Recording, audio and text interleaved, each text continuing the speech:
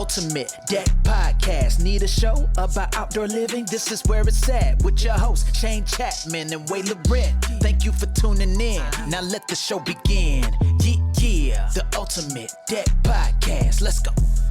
Welcome back, episode 201. Wade Laurent, Shane Chapman here on this Christmassy episode of the Ultimate Deck Podcast. Recorded December 22nd. It's getting close. You done your Christmas shopping? Nope, haven't even started. Started your Christmas shopping? Nope. When this is over, I'm out of here. To that. That's the next on my to-do list. Oh boy. I've got a couple things left to do for sure as well, so I'm also going to spend some of my afternoon doing that. My wife stressed right out. Oh yeah, I guess so. She's usually ahead of the game, and this year she's not. And like she's home with the kids, and it's tough to get away for her, and so she's also stressing out right now because we're leaving tomorrow. So it's like the rest of today is all we have to get all this stuff done and wrapped and ready to go. So 'tis what it is. 'Tis what it is. Here it is. Now this episode, we figured we would do this or that, or would you rather, whatever you want to call it, but it's Christmas edition. Because Christmas is coming up right away. Okay. By the time this actually gets posted, it'll be all over. Yeah, it'll actually probably be February. Or February. So a Christmas edition of this or that. You have some backlog. I do have some backlog. We'll clean that up over the holidays here. Would you rather, Wade, drink a gallon of eggnog or eat a whole gingerbread house? Gingerbread house. Even if it's like one of the like dollar store ones, it's like you could break a tooth. I can't... There's no chance that I could drink a gallon of eggnog. It's quite a bit. That's a lot of eggnog. I actually really like eggnog. I think we were talking about this just the other day. It's like when you get into your 40s, for some reason you become lactose intolerant. You don't even actually know that until you get older. And so like if I drank a gallon of eggnog, it would not... We'd all pay. Everyone in the universe would be in trouble. Yeah, if I had a whole day to do this, I think I'd prefer the eggnog. But if it's like you got to do this in the next half an hour, then I think I'd have to do the gingerbread house too. Oh, there's no there's no time. Like I don't know.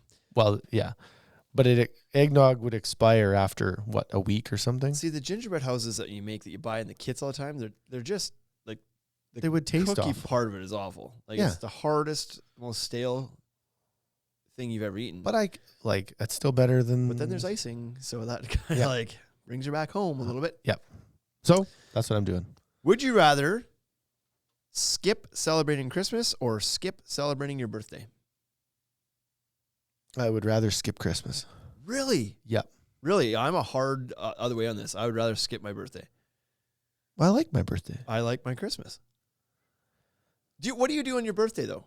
Normally, like whatever what's a normal birthday? It's like a date. You do whatever you want. Yeah, I don't know. See, I don't do anything I don't do anything super special, but it's right, like... So what are you missing if you skip it?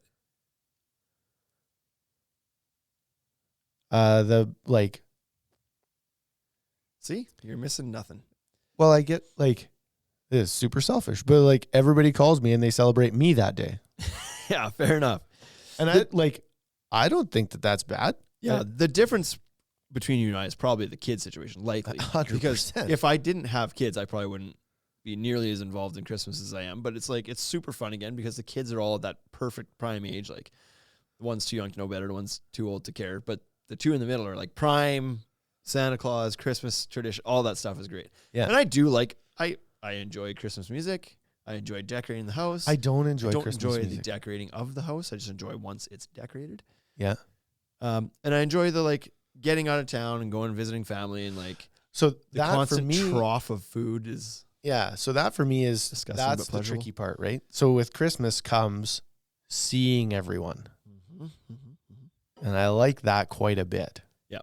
See, my I birthday don't see my family comes and as goes much as I probably should. Yeah. So seeing my sister and my niece and nephew that's a lot of fun. There's good in it. But does that happen on your birthday? It does not happen on my birthday. There you go. I can feel the tides changing here. Nope. Okay.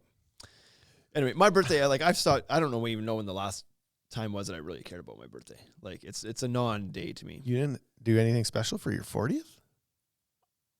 Probably. Like, I don't remember. I imagine that we probably did. Okay. Dude, my memory is so bad. It's It's so bad. Sus. It is. I believe they call that sus. Would you rather wake up on Christmas morning with family and stuff, like a normal Christmas, but with a massive hangover? Or would you rather wake up alone, like everybody's gone and like you're hanging out, feel fine, but you're doing the day by yourself? Hangover. Yeah? Yep. I'd rather have the family around and be like hung. Like can't get out of bed hungover. Like sick. No. Like you always get out of bed. But you One time. This one time though. Yeah. I found my way back there pretty quick. Yeah. Oh, this one's so hard for me because I do love the family component, but God, I hate being hungover. Especially when you're so sick you can't do anything. It's Christmas time. You just get up and have yourself a little rum and eggnog and get going. Oh God. But like if you're so sick that you can't even enjoy the things that you like about Christmas, then is it good to even have it in your house happening around you when you can't take part in it? Yes. Boy, oh boy, that's a tough one. But yeah. But who wants to be alone on Christmas? Well, that's the thing. This is a tough one. That's not tough. This is tough. Not for me. I guess I would choose a hangover as well. But like, because you can fix that. Can you though? Yes. At this age, only time fixes it, and No. it takes more than the day. No. You can just start again. Fair. Just the thought of that makes me gag a little bit. The topic we're going to do today, so interesting take. We've done a similar episode to this before. However, have you heard of ChatGPT? Like, aside from the fact that I've told you about it? Yeah. But before you, I had not. Okay. So there's this new artificial intelligence out there, this linguistic artificial intelligence. Good word. Like a university word almost. Yeah, kind of. That did it tell you that word? They've released that it's not like a lot of AI has to be programmed and then it's just basically like repeating things that it's learned. Yeah. It can't think for itself. So if you teach the AI the steps to build a table, this is how I had it explained to me. If you teach, let me roll this back a little bit. This new AI thinks like a human. It can apply its knowledge to different scenarios. Okay. So whereas previously it's like if you teach a person how to be a carpenter and they've never built a table before in their life, but you've taught them the principles of carpentry, yes, they can figure out how to build a table because they can apply that to something that even though they've never done it before. Yeah. And that's what this AI is capable of doing. Okay. Applying its knowledge to situations it's never been encountered, never taught, never asked, never whatever.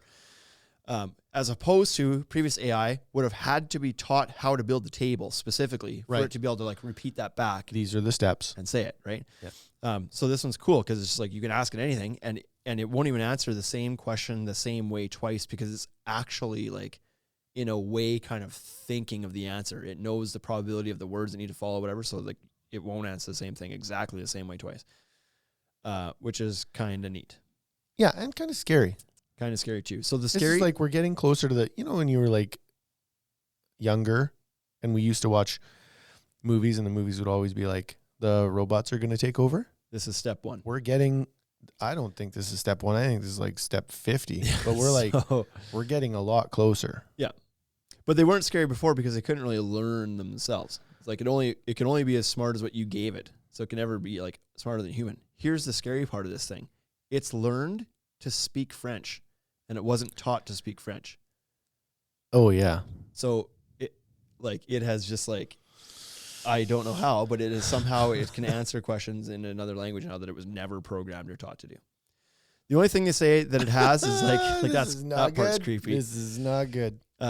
The other part to this is they say it does have some biases because they've released like this technology is available to the world and they don't want this thing teaching people bad things.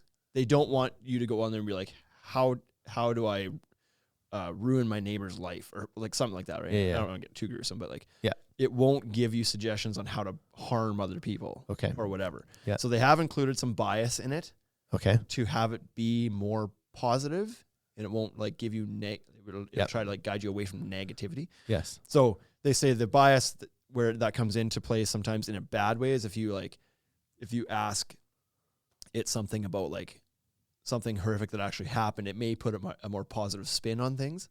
It's like, who is Jeffrey Dahmer? And it might be like, Jeffrey Dahmer, really nice guy. Like, I don't know exactly what it's going to say, but it's not going to like give you all the gory details. It's going to like soften it a little bit. So that's the bias. Anyway, so we thought this would be fun. He's a guy that they made a TV show about just recently. Yeah. It seems to be quite successful. Yeah, he's a Netflix star, but I don't think that's the whole story, though. So we thought this would be fun to like come up with a topic, punch it in there, and see what the artificial intelligence has to say about it. Okay. There's no doubt that this thing is smarter than both you and I combined. Yeah. So, but that's not really a feat. Like, we should probably, let's be honest. We should probably just use this more often. This might be a more useful podcast if we do. Westrom has chimed in on the live chat. Okay. And is he commenting on the artificial intelligence? He's curious if the new AI will avoid cutting its thumb off. You should ask it what it, like, how do I, that's, so the thing's fun. Like you can ask it anything, see what it says. We should ask it afterwards. How do I avoid cutting my thumb off on a table saw? Well, let's get Westrom to do that. What is it called again? ChatGPT. So we thought up the topic, and it's one that we've kind of covered before, but it's that time of year where it's like, by the time this gets posted, she's going to be like New Year's time. And so this is also generally the off season for a lot of contractors. Some work all the way through. Some take this time off. Some go vacation. Like, depends on how you set your business up. But we asked ChatGPT, what are 10 business things contractors should work on in the off season? Yes. And it's given us a list of 10. And I'm going to read them word for word because I want you to hear how this thing communicates. And then we'll discuss a little bit. Okay. Y'all ready? I'm ready. Y'all ready for this? Okay, you're going to get some quotes. Nobody's going to touch my price. We forget to use those buttons. Random, but I know. It was blue, so I hit it. Number 1. So you can call these business New Year's resolutions if you like. Number 1, set clear business goals. Determine what you want to achieve in the coming year and create a plan to achieve those goals. Good tip from the AI. It's a really, and it's like structured properly. Yeah. Seems like a really good, And a good, so maybe a little bit high level, a little bit generic, but I think setting clear business goals is a good thing. We do this certainly every year. It's kind of like we sit down, we figure out our targets for the next year. And like last week we actually did, right? Yeah. If you don't have a destination in mind, it's hard to get where you want to go. So setting up these destinations and then making sure that your itinerary is going to. Like it just gives you a target. I tried to like pun the shit out of that. It was like, it was awful. It wasn't working. No. But anyways, set your business goals. So those could be a variety of things. Like the one that people jump to most often is like a revenue target. It's like, okay, well, your contracting business did $750,000 this year. It's like your goal next year might be $1 million. Maybe that's a target for you. It could be to spend more time with your family. It could be like, I really stretched myself thin this year. I think next year I want to spend more time with my family. Whatever these goals are, but now's the time that you're out of it. You're not in the busy season. You can kind of step back and analyze things, consider some data if you want. Have that be less emotional about the stress of the season. Yeah, it was like have that awkward conversation with yourself about all the things that you didn't do well. Yeah. Right? And just be like, discovery time. Well, here it is. I actually did suck at all of these things. Yeah. Try and make one of them better. Yeah. So set some business goals that you want to achieve this year. Number 2, develop a marketing strategy. Create a plan to reach new customers and promote your business to your target audience. Thank you, ChatGPT. Great tip. Really, really good. Somewhat high level again. But the fun thing about this is it is conversational. So you could then ask it and be like, tell me more about creating that marketing strategy you're talking about. Yeah. And it would be like, sounds good. And it'll go into more detail on these specific points. Which marketing? Yeah. So pretty generic here, but develop a marketing strategy for, this could be a whole episode on its own if we start diving into it. But now's the time too, because in the middle of the season, it gets really hard to stay on top of these things. And you become just like this ad hoc monster of just throwing things out there. Yeah. And just doing what you have the time to do rather than really strategically thinking of what you want to do. Which looks exactly like our account. You have, our account. But it looks exactly like you have no time. Yeah. That's what it looks like. Yep. Or worse, you don't do it at all. Yep. Because you just don't do that. I find the best thing to do to get like to have a productive day is to get organized first. And sometimes it's hard to carve out time to like organize yourself or clean your office or whatever, because you're like, I got so much to do. I can't spend half an hour like creating a to-do list. And it's but if you do, you instantly become so much more productive, like right away, by taking that little bit of time out. So I think this is kind of that. It's like spend some time creating the strategy so that you've almost got more of a checklist, and you don't have to spend so much time thinking throughout the year of what you need to do and when you need to do it. It's already done. It's already laid out, and you just have to follow the plan now. So I like that one quite a bit. Agreed. Number 3, improve customer service. Make a commitment to providing excellent service to your customers, including responding promptly to inquiries and addressing any issues that may arise. Yeah, that probably ties back to number 1 too. Setting clear business goals? Yeah. Where I was like, find the thing that you sucked at. And so, if you did struggle with customer service, there you go. Yeah, responding promptly to inquiries. That's one that gets tricky for a lot of guys, because this is obviously a contractor-focused episode, if you haven't figured out already. But so that's what we're speaking to right now. But it gets tough in the It can also heat be retail. of the season. Sure, Right? just not a homeowner episode necessarily. Yeah. Not much value in them other than the whether they're now thinking about where they want to drink eggnog or eat a gingerbread house. That's what they got out of this episode. Or if a contractor gets them a quote or gets them a 3D design, like reply promptly. Even if your reply is just like, gonna need more time. For the homeowner, you're saying? Yeah. The homeowner should also reply Yeah. promptly? Yeah, sure. Like you have communication's got to go both ways, right? Yeah. You've done some 3D designs and then it's just like, poof, gone. You're Well, like, yeah, I've got some that now are what? they're dragging on a long time. am I supposed to get back to you? Yeah. And sometimes it's me not like taking too much time to get back to them, and then they take too much time to get back to me, and then it's like turns what should be like a week or two thing into like a months, 4-month, 5-month thing. It's not ideal. Yeah. So improve your customer service. So take a step back and I guess just kind of strategize around that a little bit too. What does it mean? What does it look like to provide a good customer service? What are the things you need to do? Well, I need to get back to people within X amount of time. Setting expectations is one. Yeah. That's a big one. And having a process that you communicate to them early and often as well.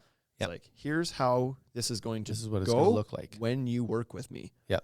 And so then it removes some of that, like so much emphasis on needing to be like communicating all the time. If they know what the next step is, you're not leaving them wondering. Therefore, you don't need to be on top of them all the time. Checking boxes for them. They're like, I understand that once a permit is submitted, then it's going to take some time. I don't need to like badger them. And I'm not like, why isn't he phoning me? It's like, there's a lull in here. Once I submit the permit, I'm going to go dark for a little bit. Worry about other things until we're ready to go. Yeah. So if they just understand your process, that can help with providing a good customer experience.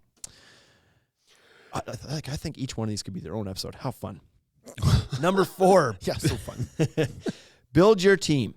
Consider hiring additional staff or subcontractors to help you take on more work and grow your business. I think for a lot of contractors, when they think about building their team, they think about adding crews. That's where their head goes all the time. I need to add another crew this year. Yeah. That's not necessarily the only, nor maybe even the best way to grow your business, is just by adding more capacity. Doesn't necessarily fix anything, right? In my head, I think like you build the office, get a good accountant, get somebody to help manage your schedule. Yeah. Free you up to do what you love to do. Yeah. Yeah. Certainly adding a crew can be part of this strategy of building your team and growing the business. It probably is. Yeah. But I think what guys tend to do, a lot of guys, not everybody, some guys have it figured out really well. What a lot of people do though is they build the crews, get overwhelmed, and then the business gets them in trouble because they didn't stay up to snuff on running the business. Yep. All of a sudden they're like, they have no idea if they're making money or not. They're not paying their bills. Maybe not because they don't have the money, because they're not organized enough to. Yeah. They don't have any time to dedicate to this. They start complaining. They're like, I just have to go and babysit all these crews all the time because they haven't done appropriate training or whatever else. It's like they're still doing the estimates and they're still doing on-site consultations, and they're just run off their feet because they didn't hire anybody on the back end to help them run the business. Yep. So build your team. Salesperson, I should say. Sure. An accountant. Yeah. Those kind of people, likely more important than adding that to have those before you add the second crew, before you double your workload. Absolutely. So yeah. Good one, ChatGPT. Number 5, stay up to date with industry trends. Keep an eye on what's happening in your industry and make sure you're using the latest tools and techniques to stay competitive. I like this one. We like to do this. Yeah. And these are generally off-season things. Yeah, typically they try, typically brands or companies try to make this information available in the off-season on purpose. Yeah, a lot of the new products get released this time of year. Yeah, or next month. Which on the surface may seem like a weird time to release things. It's like, yeah, but why wouldn't you do that in the middle of the season when everybody's thinking about decks? It's because the logistics part has to happen before it's available to people to actually buy and use. So it's got to happen now because it needs to work its way through down to retail. Correct. Your product needs to get through the channel and get some steam before. You have to be these are great. Yeah. If you launch a product in July, you're too late. Everybody's already committed to what they're doing for the year. Or too early. Because they're like, oh yeah, okay, this would be good for next year. But that's 6 months away. Mm. And then they've forgotten. Yep. So a lot of new stuff happens now. And that's what we get busy with right now on the retail side of things. But also the trade shows happen now. Deck Expo was just about a little over a month ago. IBS is coming up in just over a month. We also have our WRLA Retail Lumber Association show and meetings in about 3 weeks from now. Yeah. So that's happening then too. 18th, yeah. And then your home shows and stuff happen too. That's probably not somewhere that you're going to sharpen your knife and learn yourself, but you can take what you did learn and use that to sell yourself at the trade shows coming up. Yep. But staying on top of the industry trends. So some people are really set in their ways and they only want to work with wood and they only want to do this and whatever, and things aren't changing at a big pace. So then whatever, skip this one then. Yeah. But if you're somebody who wants to know what the latest and greatest products are that are coming out so that you can offer those to your customers, then now is a great time to do it. Yep. Both because you have time and now is when the things are happening in the industry anyway. Exactly. Number 6, update your website and online presence. Make sure your online presence reflects the current state of your business, including your services, pricing, and contact information. Yeah. I would have said that last word differently than you did, but that's fine. That's fine. I said it the American way. No, you didn't. I like doing this every off season too, kind of doing almost like a self audit of your own communication that's out there. And so now's the time to go dig into your website and all of a sudden you roll across something and it's like, oh shoot.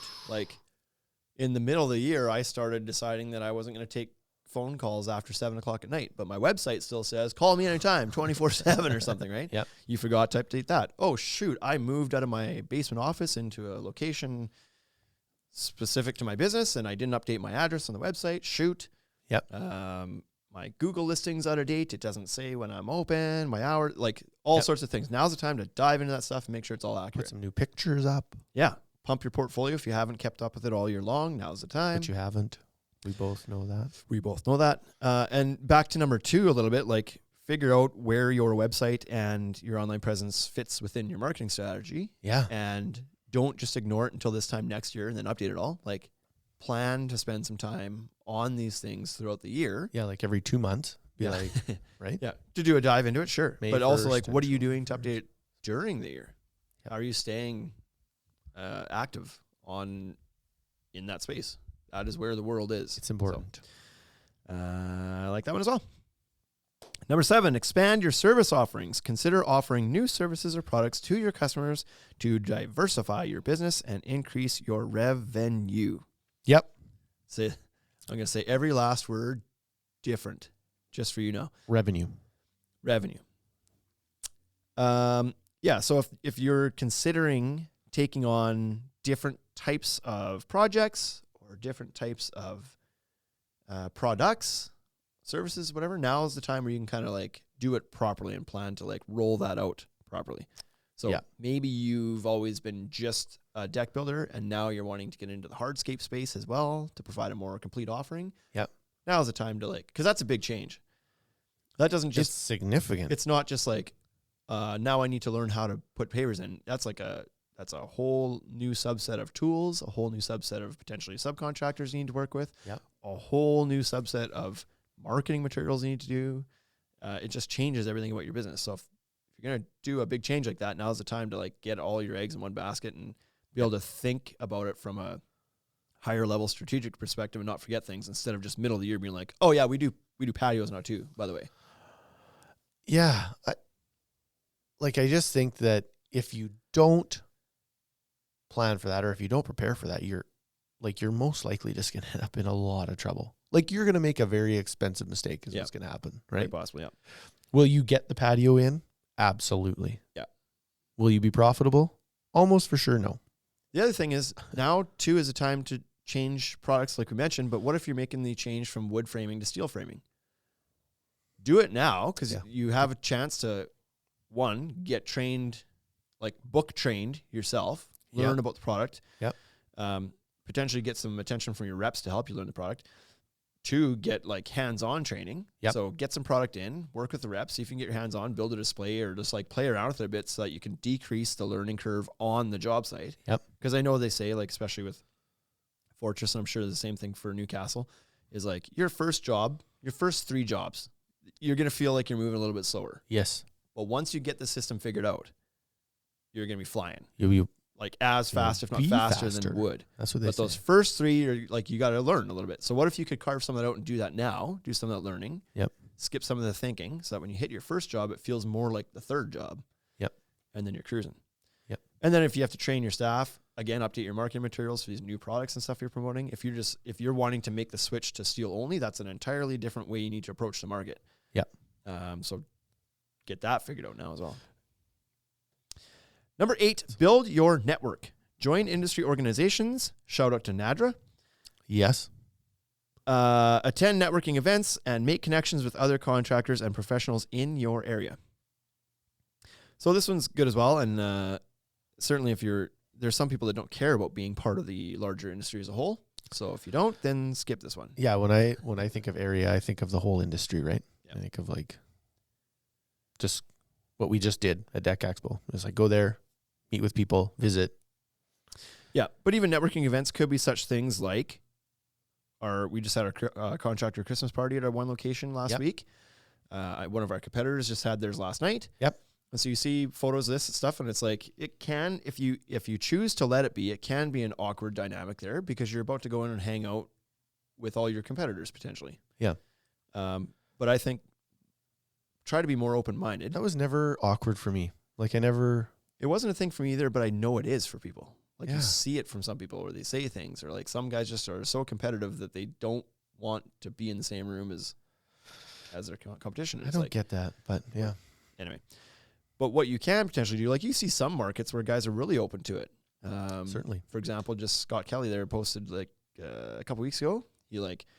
He needed help lifting a giant beam, and I don't remember what the weight was on this thing, like 430 pounds or something like that. And he's like, and the customer didn't want them to take it through the house, so it was going to be a little bit more tedious to get it up. And quick little text or phone call to a guy who he actually competes with in the same market, but they've grown to become good friends, was over there right away. Ripped over and helped him. So it's like, without that, he might have been stuck or screwed, but it's like, listen, you're both building the same things. Yes, you're technically competition, but there's lots of work to go around.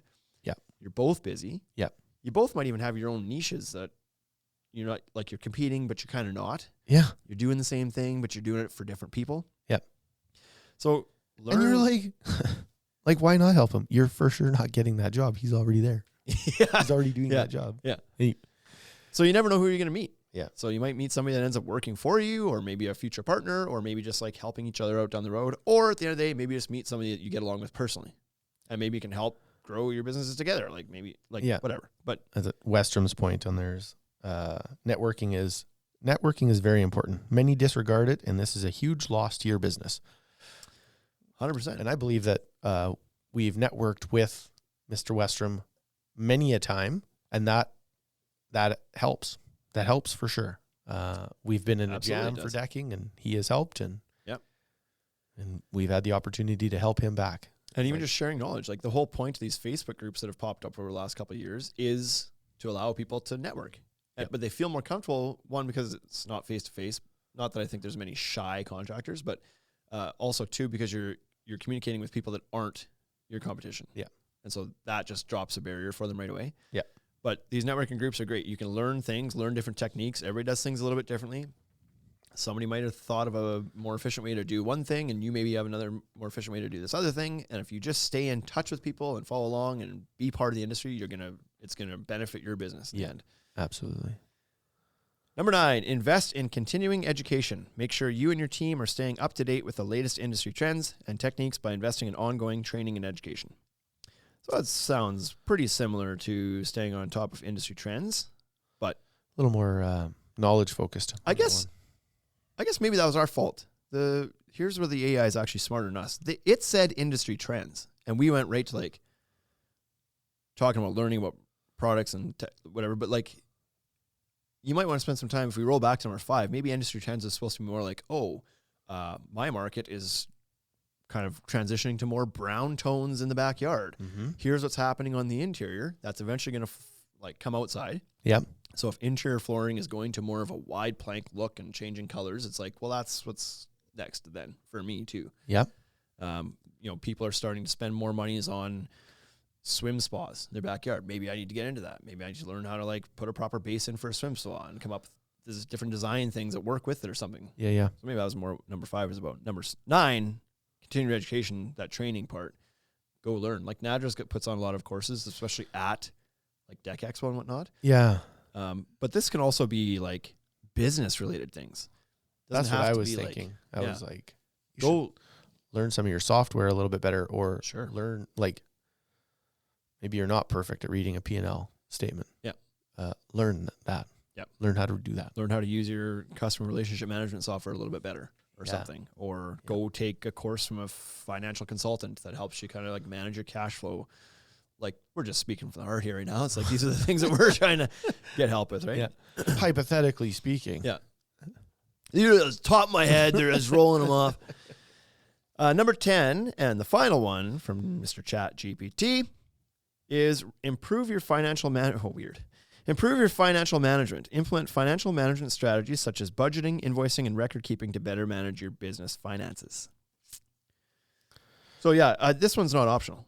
You either figure this out or you go out of business. So now or any time is a good time to like tackle this one. Yeah. But it's easier to do it. Not easier.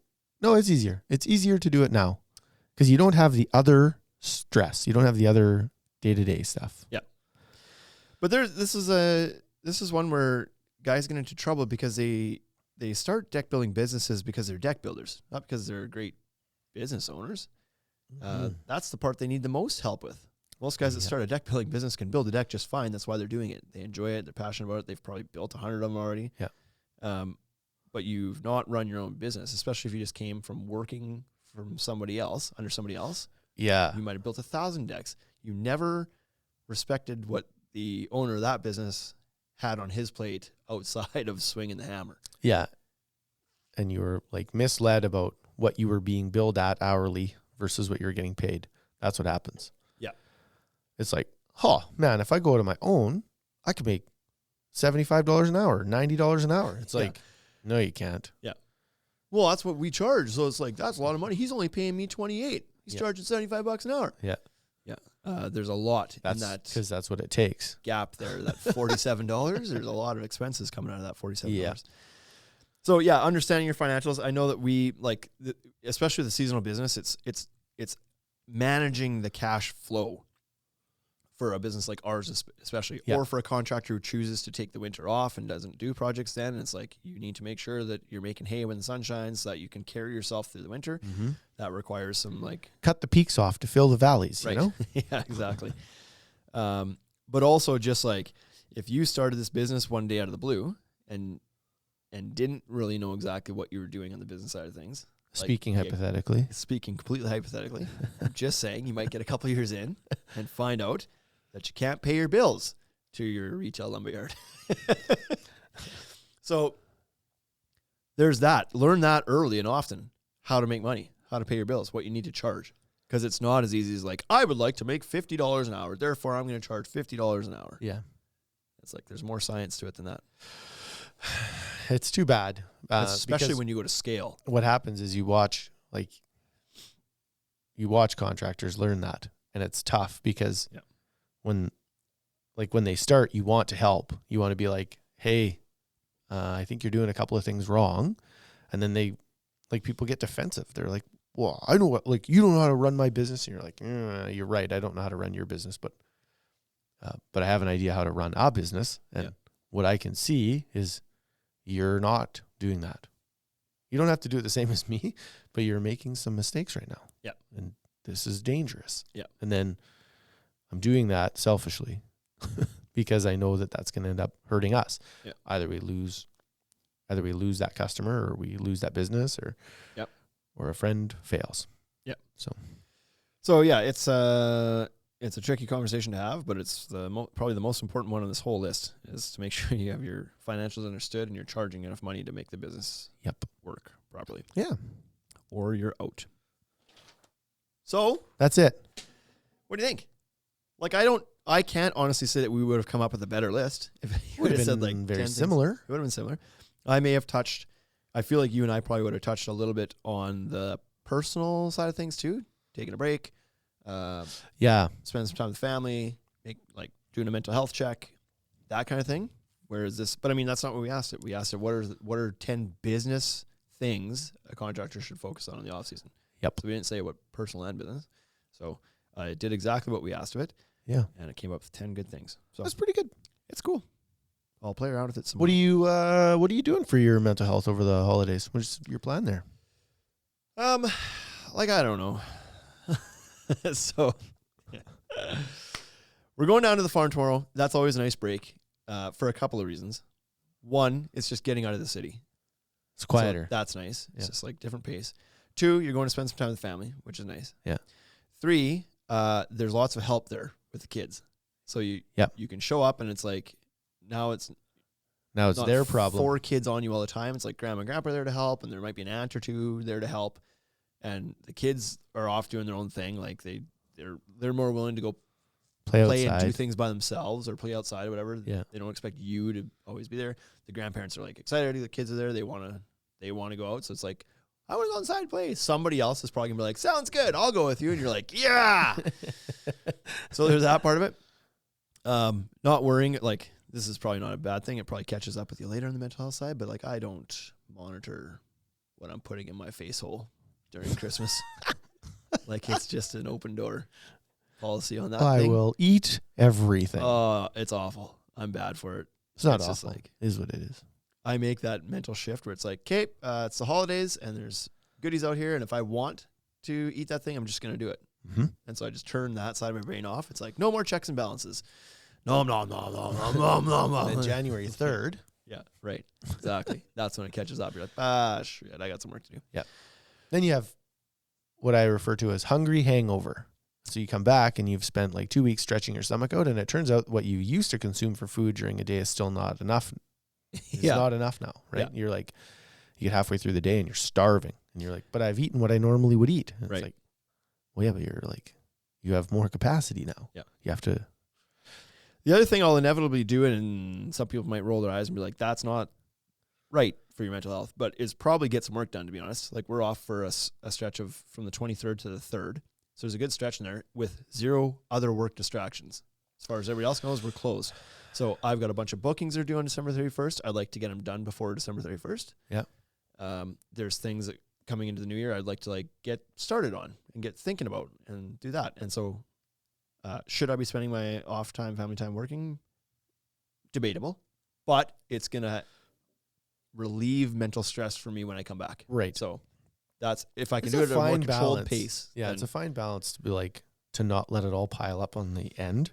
Yeah, because I don't want to do last week again. Like last week when we got back from exhibition was like, that was mentally draining. Yeah. It was a really tough week. And so there was a lot of late nights, and it like threw my whole, like, I'm just out of sorts again with like sleep patterns and everything. It's like, that was not good. So I'd like to get that fixed. I'd like to like pace things a little bit. So how about you? What are you doing over the holidays? First of all, what are you doing? And then what's your mental health break? I'm going to go down to Arcola and hang out with the family. My sister and her kids are coming back from Calgary. They nice. haven't made the trip in a while, so that'll be good.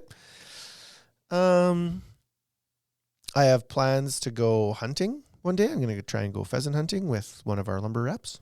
So that'll be pretty good. Down Estevan area. Okay. Weyburn area. So like an hour and a half south of here. Yep. So try and do that. And I'd like to ice fish if I could. Oh, yeah. One day. I don't know when, if I will or not, but I'd like to do that. Yeah. So I don't have a whole lot of plans for work. I have we each have a to-do list. I'm going to try to do some of that, but I don't know. We were gracious enough to give ourselves an extra week on that. It was like, the next time we were going to meet was January 3rd. And it's like, it's a big list. And it's like, you know what? Just in case. Making sure enjoy that, some holidays. So I need to make sure that gets done because the following week I won't be here, right? So like week of the 3rd, I'm here. Week of the 10th, I'm here. Week of the 15th, I'm not here. And so like, I need to make sure that I get that stuff done because then I'm going to take nothing on for a while. Yeah. So then you're back for a little bit and then gone to Vegas again. Back, gone. Yep. And then we have February and then March will be home show. Yep. And then season's on. So yeah. We have like 4 weeks left. What are you doing in the winter? 5 weeks. Hang on. Well, you guys are busy? No, we're like the store's not busy. Yeah. Retail's awful. But super it's slow. A crazy busy time of year for the business side of things. Yeah. Working on the business. So. Well, that's good. I already did my Arcola trip, so I won't see you there. We were down there last week. I have the drawing for the kitchen in Saskatoon. I hope to get the kitchen for Saskatoon built while I'm down there with Dad. Yeah, so the Saskatoon store has a lunchroom. Yeah, but no cabinets. It's like got a fridge and it's got like a table and stuff in there, but there's no cabinetry in there yet. That's been on the list of things to do. So, and no sink. I was trying to shop local. No, that's not true. I was trying to not shop local, but couldn't get anything from IKEA. It was like out of stock. Yeah. My dad's a cabinet builder. Maybe I should just get him to build those for me. Yeah. So that's the plan. Cool. Well, that's good. Well, I hope everybody has as enjoyable of a vacation from everyday life as we're planning to have over the holidays here. Yeah. And I don't know. I know January. I know a lot of people that are very organized, determined, and motivated in their own lives day to day. Kind of like don't look upon New Year's as this reset like the rest of the world does. And they don't look at it as like, don't just leave your resolutions for January 1st. Like, make a change in your life now. But there's no doubt that, like, I don't care what you say. It is a nice time. It is the end of the year for the business. Yes. It's a fiscal end of the year for the business, for us. It's like the end of the season happens now. It's like Christmas. It's just everything about it feels like you're kind of closing one chapter and about to open the next, regardless of how you live your life. That's right. And so I like this time because it's just like, okay, well, this year it is what it was. And now we get to start with new plans again. Correct. Yep. I'm looking forward to that. So yeah, I always look forward to January. I don't make resolutions, but like it is nice to get this one wrapped up and be like, there, done. Yep. Now, next. Yeah. Let's go. And this, like I said, this is my cheat month on everything. So I don't know that I make a resolution, but I definitely do plan to come back. And it's like, there, you had your break, you had your unwinding, you didn't hold yourself to account on too many things. And it's like, now it's time to get back and do that. Exercise. So I hope you do. I hope you exercise. Well, we built a gym in our garage. We have to use it now. We have spent money and time in the garage and space. You have to send me some pictures of it. No chance I'll ever see it. Someday I will. When I get out there. It's been built for a month. Just got to get to clean up and organize it. Okay. Merry Christmas, everybody. Happy New Year. Hope you have a great holiday, and we'll see you on the next one. Hey, thank you for listening to the Ultimate Deck Podcast. Now you know what we're about. Check the site, come and shop. UltimateDeckShop.com. Hit us right away for sponsorships or tell us if you want to collaborate. Let's go. Check us out on any social networks. Thank you for listening.